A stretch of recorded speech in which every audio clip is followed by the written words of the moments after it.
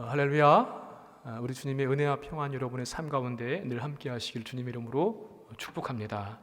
우리 함께 인사 나누겠습니다. 사랑합니다. 축복합니다.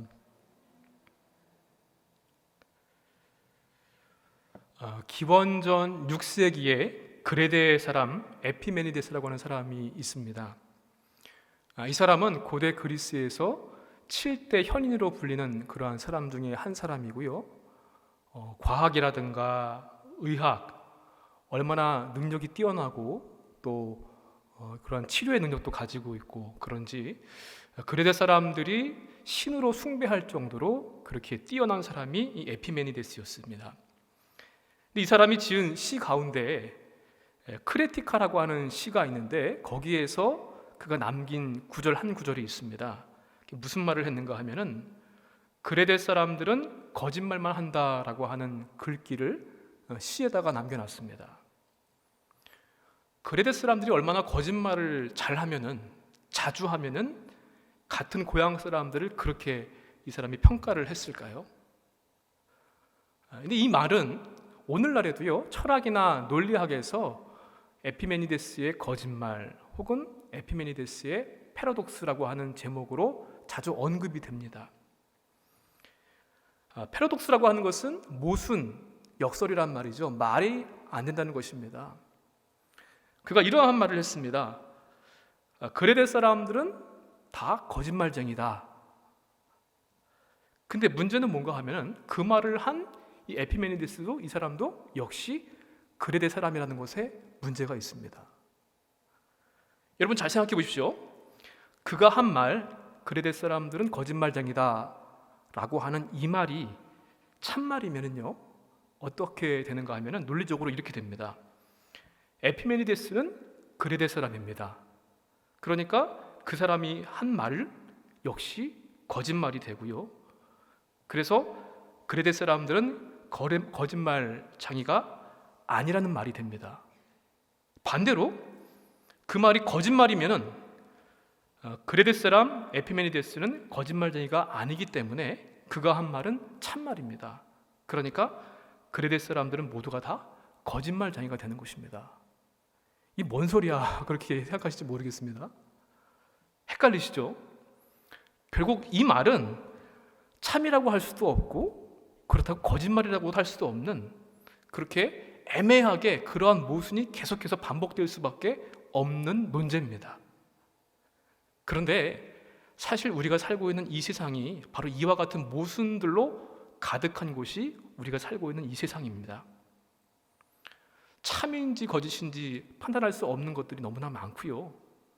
참이었다가도 나중에 보니까 그것이 거짓말로 바뀌어 버리는 것도 너무나 많습니다. 이렇게 악순환이 반복될 수밖에 없는데 사람 속에 있는 문제를 사람이 해결하려고 하는데 그 사람 역시 문제가 있는데 어떻게 그 문제를 해결할 수가 있겠습니까? 이 에피메니데스의 거짓말이 참말이 되기 위해서는요 에피메니데스가 그레데 사람이면서 동시에 그레데 사람이 아니면은 그 말이 참이 될 수 있습니다. 그런데 그것은 불가능한 일이죠. 세상에 가득한 이러한 모순들을 해결하는 것 사람들로는 할 수 없습니다. 사람이면서 사람이 아닌 분이라고 한다면은 그나마 가능할 수 있습니다. 바로 이와 같은 모순들을 만족시킬 수 있는 유일한 한 분이 계시는데 그분이 바로 예수 그리스도이십니다. 그분은 세상에 계시지만 세상에 속한 분이 아니었습니다. 참 사람이면서 동시에 참 하나님이신 분이시기 때문에 그렇습니다. 사람이면서 사람이 아닌 하나님의 그 존재로 세상을 치료하신 분이 바로 우리 예수님이십니다. 물론 때로는 그분이 우리 인간의 죄악된 모습과 또 악함을 아프게 지적하시기도 하셨지만 그러나 그분은 그 죄와 악함에 대한 처벌을 그의 대가, 그의 책임을 사람한테 물으신 것이 아니라 스스로 모든 책임을 다 지셨고요. 십자가에 달려서 죽으셨습니다. 뿐만 아니라 부활하심으로 말미암아 모든 문제를 해결해 주셨고 이 역설 모순의 악순환에서 벗어날 수 있도록 해 주신 것입니다. 이것이 바로 예수 그리스도의 복음입니다. 이렇게 말이 안 되는 역설을 그런데도 사람들은 사용하기를 참 좋아합니다. 왜냐하면 논리적으로는 모순되지만 그 모순 속에 진리가 담겨 있기 때문에 그렇습니다. 그래서 이 역설 모순은 그냥 단순히 말이 안 된다, 그것이 아니라 모순을 통하여서 역설을 통하여서 진리를 더 강조하는 효과가 있습니다. 이 모순 역설의 원리를 예수님께 한번 대입시켜서 한번 생각해 보겠습니다. 마태복음 5장 보시면은 팔복의 말씀이 나옵니다. 예수님께서 말씀하신 것인데요. 우리는 보통 가난한 것보다는 그래도 부자가 더 행복하다고 생각합니다. 애통하는 것보다 웃는 것이 더 좋고요. 줄인 것보다는 배부른 것이 낫고 박해를 당하는 것보다는 편하는 것이 행복하다고 그렇게 생각을 합니다. 그런데 예수님은요, 가난한 자가, 애통하는 자가, 줄인 자가, 박해를 당하는 자가 복이 있다고 말씀하셨습니다. 그게 팔복의 말씀입니다. 또 어린아이처럼 낮추는 사람이 천국에서는 높아지고 큰 사람이라고 말씀하십니다. 우리가 기다리는 성탄을 지금 기다리고 있는 절기를 맞고 있는데, 성탄, 예수님의 오심 자체부터가 역설이었습니다. 이 땅에 많은 아기들이 태어날 때 가족을 비롯한 많은 사람들이 축하를 하죠. 축복을 하죠. 그런데 그분은 그러한 축하를 받지 못하셨습니다. 낮고 허름한 마구간에서 태어나셨지만, 그러나 우주 만물 모든 피조물의 찬양을 받으실 분이었습니다. 가장 높으신 하나님의 아들 구세주이십니다. 이 역설의 진리, 예수님 때문에 우리 인생이 바뀌었고요, 신분이 바뀌었고 세상이 새롭게 되었습니다. 어디 이것뿐입니까? 죽어야만 삽니다. 내 안에 내가 죽고 예수님이 사셔야지 진정한 삶을, 생명을 얻을 수가 있습니다. 대접받고 섬김을 받고 싶으십니까? 먼저 남을 대접하고 섬기라고 우리 주님께서 말씀해 주셨습니다. 그런데 오늘날 이 땅의 많은 교회와 성도들이 세상에서 힘을 잃어버리게 되었습니다. 그것은 왜 그런 것인가 하면은 이 예수님의 역설의 진리를 붙들지 않았고 세상의 방법과 길을 선택했기 때문에 그 모든 힘을 잃어버렸다는 사실을 우리는 기억해야만 합니다. 눈으로 보기에 또 논리적으로 모순되는 것 같아 보여도 그 역설의 진리를 붙잡고 있을 때에, 그렇게 살아가게 되었을 때 우리는 잃어버린 힘을 찾을 수가 있고요, 회복해 되어질 것이고 하나님의 뜻대로 세상을 변화시킬 수가 있을 것입니다. 사실 예수님의 말씀과 성경의 모든 가르침들이 다 이렇게 모순된 역설의 진리입니다. 주님의 오심을 기다리는 이 대강절의 절기에 예수 그리스도의 역설의 진리로 새롭게 살아가실 수 있는 저 여러분 되시기를 주님의 이름으로 간절히 축원을 드립니다. 본문의 말씀은 사도 바울이 그 사람은 참 내 아들이다 라고 평가했던 디도라는 사람한테 권면의 말씀을 주는 그러한 내용입니다. 그 말씀을 통하여서 예수님의 역설의 진리로 살아가는 사람들이 어떻게 해야 할 것인가 말씀을 통해서 깨닫기를 원하는데요. 먼저 디도라고 하는 사람은 바울 때문에 믿음을 갖게 된 사람이었습니다. 고린도 교회에서 사역을 하기도 했고 또 권면의 말씀을 전하면서 그레데 교회에서 사역을 했던 바울의 충실한 동역자, 그 사람이 바로 디도였습니다. 그가 사역했던 그레데라고 하는 곳은 성경 말씀은 그레데라고 나와 있지만 우리가 보통 크레타 섬으로 알려진 그러한 곳입니다. 여러분 지도를 보시면 지중해 가운데쯤에 위치한 그 섬인데요, 그리스에 속한 섬으로 지중해에서 네 번째로 큰 섬이 바로 크레타 그레데입니다. 이곳은 소아시아와 유럽을 연결하는 요충지와 같은 그러한 지정학적 위치를 가지고 있었고요, 1세기 때에는 해적들의 중심지였습니다. 그리고 나중에는 로마의 정복을 받아서 식민지가 되었기 때문에 로마 사람들에 대한 감정이 별로 좋지를 않았습니다. 그래서 때때로 반란을 일으키기도 했던 그런 곳이 이 그레데 지역이고요. 그러다 보니까 이곳에 사는 사람들의 구성원들을 보게 되면은 로마 사람도 있고요, 또 본토 원주민 그 사람들도 있었고, 유대인 가운데 상인들도 있었고, 아주 복잡한 구성원을 가지고 있던 곳이 이 지역입니다.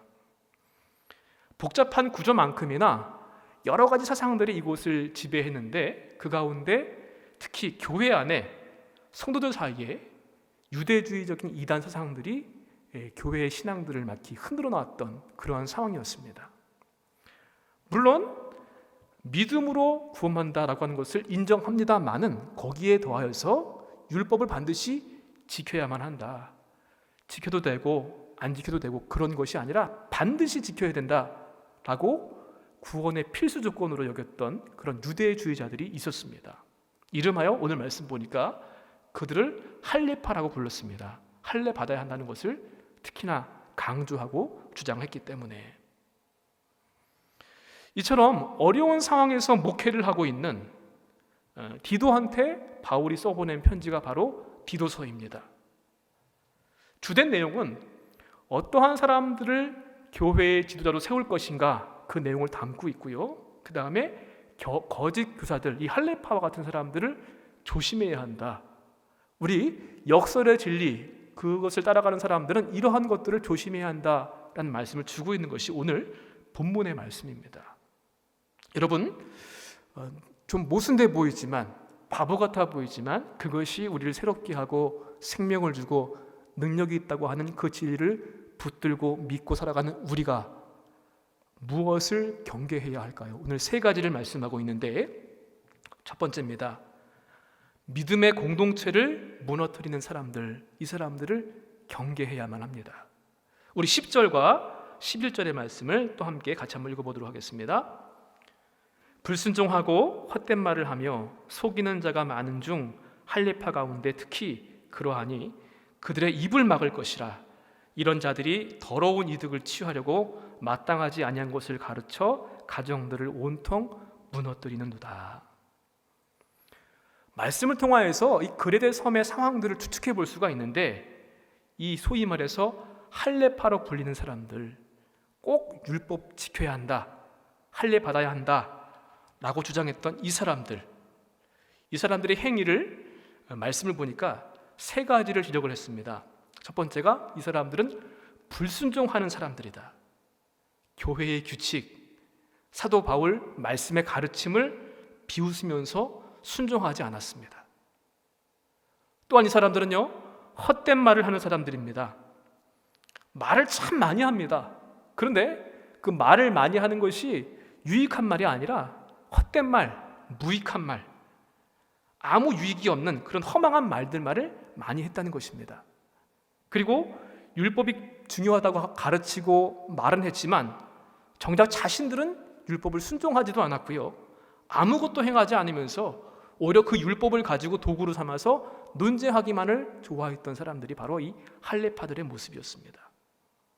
또한 세 번째로 그들의 모습은요, 속이는 사람들이었습니다. 다른 사람들을 속입니다. 그 가운데 할례파 가운데 속이는 사람들이 아주 많았다는 것입니다.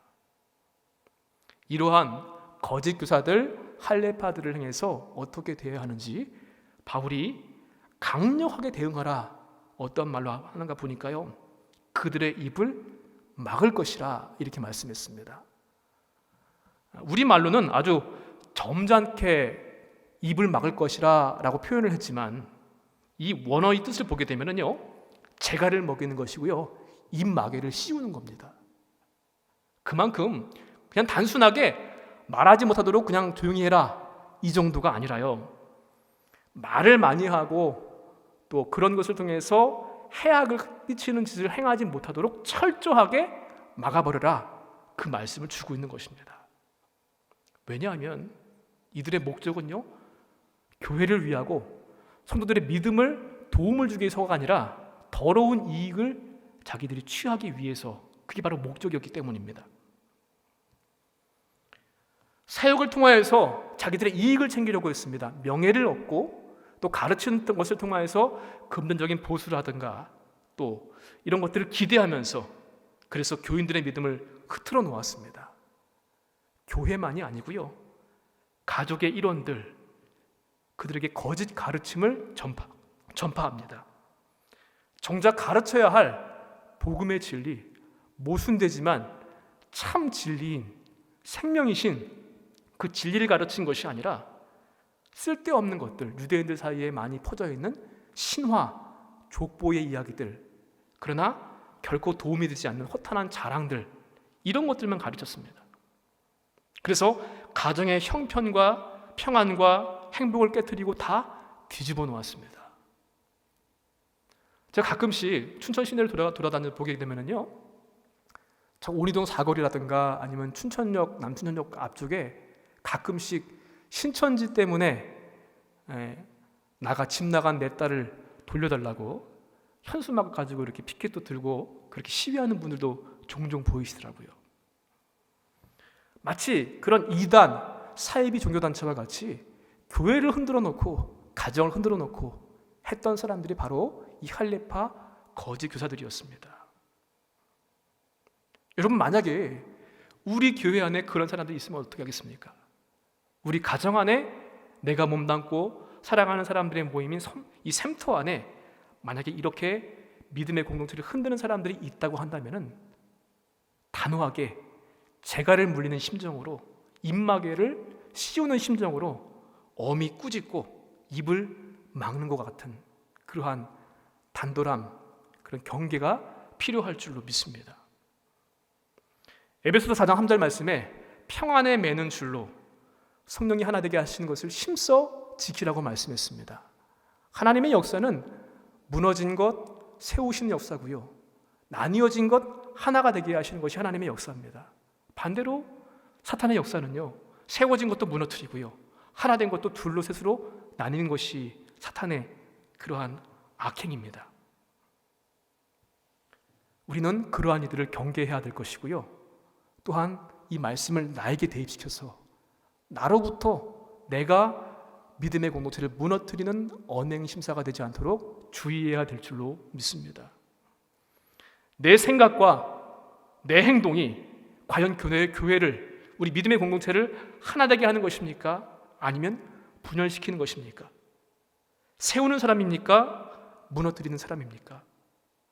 무엇보다 나 자신이 그러한 존재가 되지 않도록 내 믿음을 돌아보는 은혜의 기회로 삼으시기를 주님의 이름으로 간절히 축원을 드립니다. 두 번째로, 거짓 교사들의 모습 가운데 우리가 주의해야 할 것은 허탄한 논쟁을 경계해야 한다라고 하는 진리입니다. 우리 12절부터 14절까지 말씀입니다. 함께 또 읽어보겠습니다. 그레데인 중에 어떤 선지자가 말하되 그레데인들은 항상 거짓말쟁이며 악한 짐승이며 배만 위하는 게으름뱅이라 하니 이 증언이 참되도다. 그러므로 내가 그들을 엄히 꾸짖으라. 이는 그들로 하여금 믿음을 온전하게 하고 유대인의 허탄한 이야기와 진리를 배반하는 사람들의 명령을 따르지 않게 하려 함이라. 아멘. 사도 바울이 그레데 출신 선지자의 말을 인용하면서 오늘 말씀을 이어갑니다. 그레데 출신 선지자 가운데 어떠한 사람이 그레데 사람들을 평가합니다. 거짓말쟁이이고 악한 짐승이고 배만 위하는 게으름뱅이, 그들이 바로 그레데 사람들이다 라고 말을 했습니다. 이 사람이 누굴까요? 아까 제가 서두에 말씀드렸던 에피메니데스입니다. 물론 여기는 선지자라고 되어 있지만 하나님의 선지자는 아닙니다. 그런데 바울은 그 사람, 그 지역 출신인 현자라고 불리는 그 사람의 말을 인용하면서 주의해야 할, 경계할 모습을 다시 한번 강조하고 있는 것입니다. 유대인들에게는 금기사항이 참 많았습니다. 성경 말씀에는 나와 있지도 않은 615가지의 그런 조항들을 만들어서 이것을 지켜야 되는 둥 아니면 말아야 된다고 하는 둥 논쟁하기를 참 좋아했습니다. 여러분, 안식일 날 엘리베이터 단추 버튼을 누르는 것이 일을 하는 것입니까? 안식일을 범하는 것입니까? 아니면 얼마만큼까지 걸어가는 것이 안식일을 범하지 않고 내 율법을 잘 지키는 행위가 될 수 있겠습니까? 혹은 이방 사람들이 고기를 구워 먹었던 그 고기 도구에다가 유대인들이 고기를 구워 먹을 수 있을까요? 없을까요? 뭐 이러한 질문들입니다. 별 쓸데없는 논쟁들이죠, 솔직히 말하면은. 근데 그런 것들을 말하기를 좋아했다는 것입니다. 또 허탄한 이야기를 하는 것을 좋아합니다. 여러 가지 인간은 아니지만 그렇다고 하나님도 아닌 천상적인 존재들 가운데 어떠한 존재가 서열상 높을까, 그보다 못할까, 이런 걸 따지기도 하고요. 아까 앞에도 말씀드렸습니다마는 유대인들의 신화, 족보의 이야기들, 이러한 이야기를 하는 것을 좋아했습니다. 별로 경건이라든가 내 믿음을 어떻게 하면 더 좋게 할 것인가, 이러한 것과는 상관이 없는 그러한 주제들입니다. 이런 무익한 논쟁을 하는 사람들이 거짓말쟁이이고 악한 짐승이고 배만 위하는 게으름뱅이, 그들이 바로 거짓 교사 할례파들의 모습과도 똑같았습니다. 12절 이하의 말씀 보니까요, 거짓말한다고 합니다.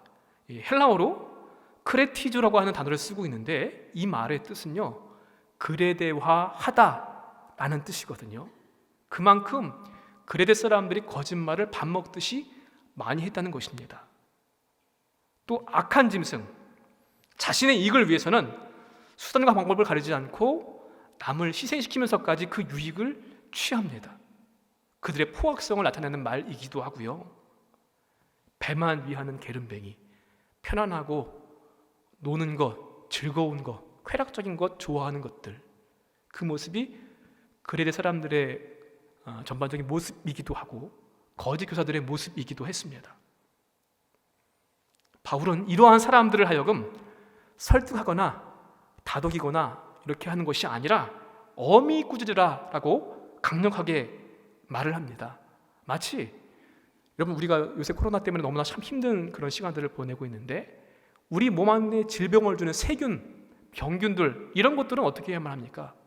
그냥 가까이 잘 지내면 되는 것이 아니라 처음부터 근처에도 오지 못하도록 원천 봉쇄하는 것이 맞는 말이죠. 꼭 그런 모습처럼 어미 꾸짖으라고 말씀하고 있습니다. 단 어미 꾸짖는 목적은요, 심판하고 징계하기 위한 것이 아니라 잘못을 깨닫고 올바른 믿음을 갖도록 하기 위해서 그러한 일을 행해야 한다라는 권면의 말씀을 주고 있는 것입니다. 우리가 사는 이 시대도 크게 다를 것이 없다고 생각이 되어집니다. 말씀이 많고요, 좋은 설교 말씀도 참 많이 있고 교회도 많고 성도들도 많이 있습니다. 경건의 모양은 있지만 그런데 그에 비해서 경건의 능력은 그것만큼 나타나지는 않고 있습니다. 이러한 모든 것들은 우리가 좋은 말, 듣기 좋은 말, 복, 축복, 편안, 평안, 이런 것만을 듣기 원하기 때문입니다. 잘못되고 그릇된 것에 대해서는 징계와 채찍의 목적이 아니라, 물론 바른 믿음으로 회개하고 돌아오게 하기 위한 그런 목적은 분명히 하고요, 때로는 이러한 잘못된 것들에 대해서 엄히 꾸짖는 모습도 필요합니다. 누가 나한테 그러한 것을 또한 행한다고 한다면 나 역시도 기분 나빠하고 실족하고 미움을 쌓아둘 것이 아니라 내 믿음을 돌아보는 그런 믿음의 모습이 또한 필요하겠지요.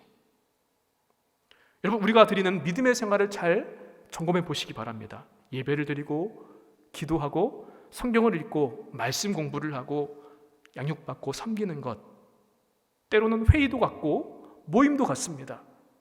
무슨 이유 때문에 우리가 다 이런 것들을 하고 있습니까?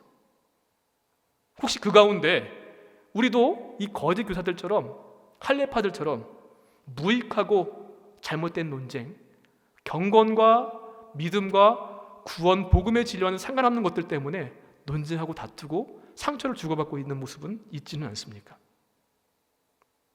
행여나 허탄하고 무의미한 이야기로 인해서 영적인 에너지를 소모하고 그러고 있다고 한다면 엄히 끄집을 수 있는 믿음의 용기와 결단을 내려야 될 줄로 믿습니다.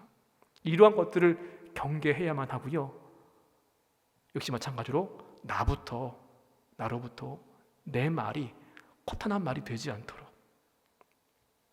소모적인 논쟁이 아니라 내 입에서 나오는 말들이 하나님의 말씀이기를 원합니다. 복음의 진리가 되기를 원합니다. 비난과 정죄가 아니라 축복과 격려의 말이 될 수 있기를 원합니다. 이렇게 내 믿음을 온전케 하는 일에 애쓰고 힘쓰시는 저와 여러분 되시길 주님의 이름으로 간절히 축원을 드립니다. 마지막으로 우리는 입으로만의 믿음, 입으로만의 경건을 경계해야 할 것입니다. 우리 15절과 16절의 말씀 함께 또 읽어보겠습니다. 깨끗한 자들에게는 모든 것이 깨끗하나 더럽고 믿지 아니하는 자들에게는 아무것도 깨끗한 것이 없고 오직 그들의 마음과 양심이 더러운지라. 그들이 하나님을 시인하나 행위로는 부인하니 가증한 자요 복종하지 아니하는 자요 모든 선한 일을 버리는 자니라. 예수님께서 마태복음에 그런 말씀을 하신 적이 있습니다.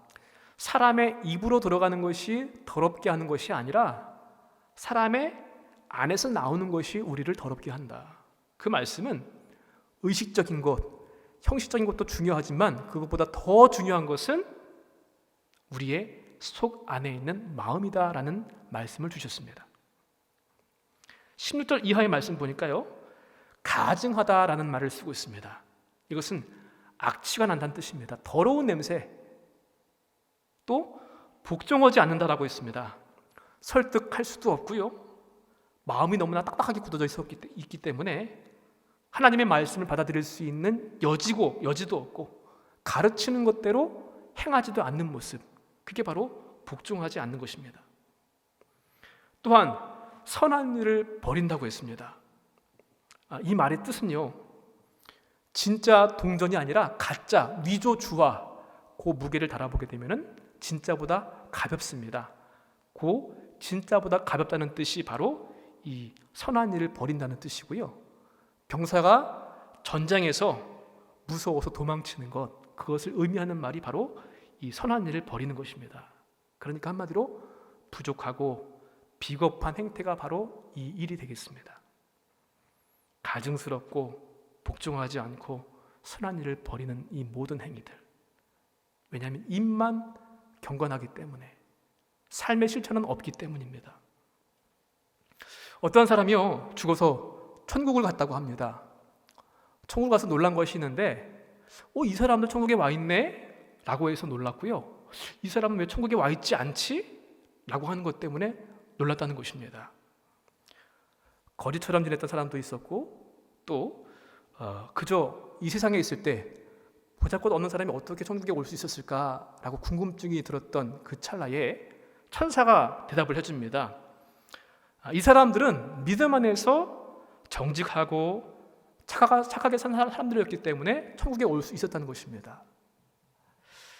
그런데 마땅히 있어야 할 사람이 왜 보이지 않는지 이렇게 두리번 거리다 보니까 이상한 것이 하나 있는데, 어떠한 사람들이 몸은 안 보이고 입만 보이더라는 것이에요. 그래서 역시 천사가 그 궁금해하는 그에게 대답을 해줬답니다. 도대체 어떻게 이 사람들이 입만 와 있을까? 그랬더니 이 천사가 하는 말이, 이 사람들은 살았을 때 입으로는 온갖 천사의 말을 하고 몸으로는 엉뚱한 죄를 지은 사람들이기 때문에 입으로는 거룩하고 천사인 척 진리를 말하지만 몸으로는 온갖 거짓과 죄악과 음욕과 그러한 것들을 했기 때문에 입만 천국에 왔다는 것입니다. 몸은 지옥에 가 있고. 그레드의 거짓 교사들, 할레파 사람들은요, 입으로는 하나님을 믿는다고 그렇게 고백했습니다. 입으로만 시인할 뿐, 그러나 겉과 속이 달랐습니다. 행동으로는 하나님을 욕되게 하고 부인하는 모습입니다. 율법을 지켜야 된다, 율법이 중요하다라고 말은 했지만 정작 가르치는 것 외에는 관심도 없고요, 실천하려는 의지도 없었습니다. 한마디로 경건의 모양은 있으나 경건의 능력이 없었던 그런 모습이 바로 그들입니다. 사랑하는 성도 여러분, 우리가 성경에 대한 지식과 오랜 신앙생활을 경건하다고 착각해서는 안 됩니다. 저도 역시 그래서 이 말씀에 다시 한번 제 자신을 돌아봤습니다. 내가 설교하는 입장에 있다고 해서 내가 경건하다고 하면 안 되겠다. 많이 말씀 봤다고 해서, 익숙하다고 해서 내가 경건한 것이 결코 아닌데, 경건이라고 하는 것은 신학적으로, 성경적으로, 교회적으로 지식이 많고 경험이 많은 것, 그래서 다른 사람과의 논쟁에서 이길 수 있고 가르칠 수 있는 것, 그것이 경건이 아니고요. 진정한 경건은 우리의 삶과 인격에서 나오는 줄로 믿습니다. 중요한 것은 말이 아니라 실천이고 우리의 행위입니다.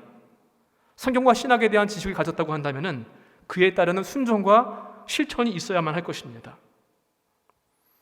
입만 천국에 간 사람들의 모습을 경계해야 할 것이고요. 우리가 그러한 사람들이 되지 않기를 힘써야만 합니다. 우리의 삶에 더욱더 집중해서 예수님을 닮아갈 수 있는, 그것을 힘쓸 수 있는 그렇게 다짐하는 대강절기가 더 은혜로운 주님의 오심을 기다리는 모습이 될 줄로 믿습니다. 사랑하는 성도 여러분, 믿음의 공동체를 무너뜨리는 이들, 허탄한 논쟁을 즐기는 이들, 입만 경건한 이들을 경계하시고 엄히 꾸짖고 나무랄 수도 있어야만 합니다.